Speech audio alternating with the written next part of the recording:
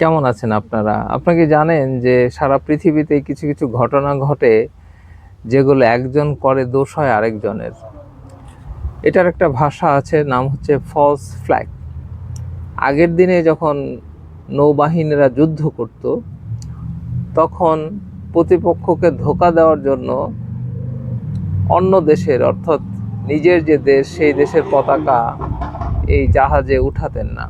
আরেকটি দেশের ছদ্মবেশে তারা পতাকা উঠাতেন শত্রুপক্ষকে ধোঁকা দেওয়ার জন্য। এই ট্রামটি বা এই শব্দটি ফলস ফ্ল্যাগ এখন আধুনিক যুদ্ধে ব্যবহার হয়। শুধু যুদ্ধে নয়, এই যে যখন একটা দেশে দেখবেন যে দাঙ্গা হয়, তখন একটা গোষ্ঠীর উপর ঘৃণা ছড়ানোর জন্য সেই ধর্মের বা সেই গোত্রের পোশাক পরে ক্রাইম করা হয়, ইচ্ছাকৃতভাবে নাটক বানানো হয় এবং সেটা ছবি তুলে ছড়িয়ে দেওয়া হয়। আমরা এই বিষয়টি আজকে কথা বলার উদ্দেশ্য হচ্ছে যে যখন কোথাও কোনো প্রোটেস্ট হয়, সরকার বিরোধী হোক বা কোনো কিছু, এমন কিছু বাড়াবাড়ি ওখানে দেখানো হয় যাতে মানুষ ওই প্রোটেস্টকে আন্ডারমাইন করে এবং সেখানে অন্য একটা গ্রুপের মদদ আছে এরকম প্রমাণ করার জন্য চেষ্টা করা হয়।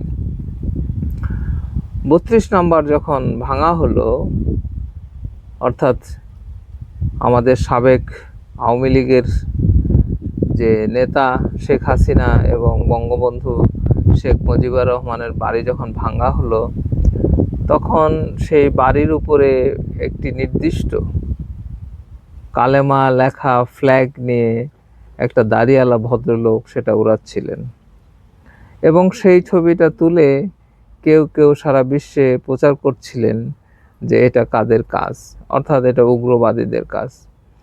এটাকে অনেকেই বলছেন, আমার পরিচিত লোকজন, যে এটা ফলস ফ্ল্যাগ, অর্থাৎ ওই যে নাটক করা, অর্থাৎ এটাকে জনগণ যে স্বতঃস্ফূর্তভাবে তাদের ক্ষোভের প্রকাশ করছে, এটা থেকে অন্য আরেকটা দিকে নিয়ে যাওয়ার জন্য এটা করা হয়েছিল।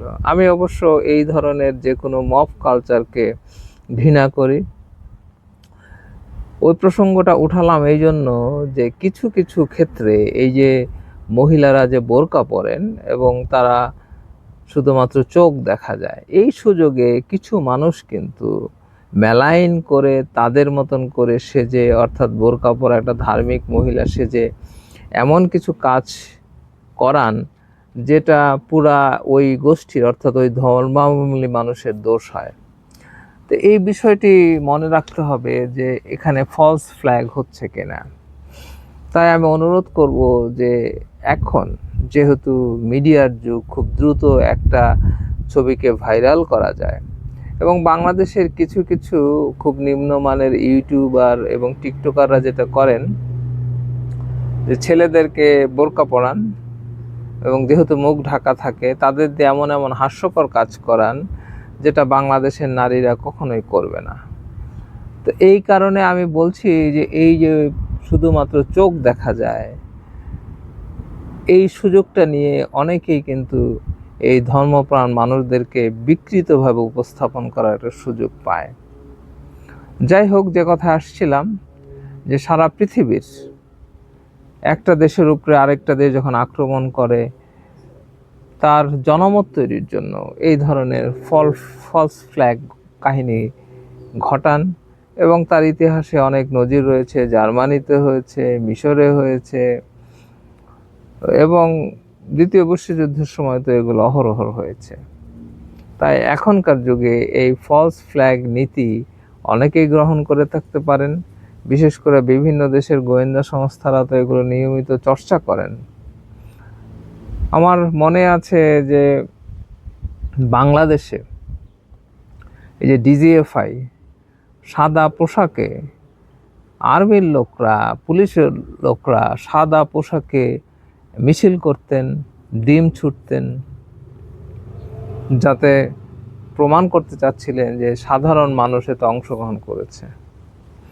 এবং খালেদা জিয়ার গাড়ির উপরে যে হামলাটা হয়েছিল আপনাদের মনে আছে, যে কারওয়ান বাজার এলাকায়, এখানে অবশ্যই ফলস ফ্ল্যাগ ছিল, অর্থাৎ সেখানে ডিজিএফআই এবং পুলিশের গোয়েন্দা সংস্থারা মিলে তাদের এই বাহিনীর লোকদেরকে সাধারণ পোশাক পরিয়ে খালেদা জিয়ার বিরুদ্ধে এই যে গাড়ির সামনে গিয়ে চিল্লাচিল্লি ইত্যাদি করানো হয়।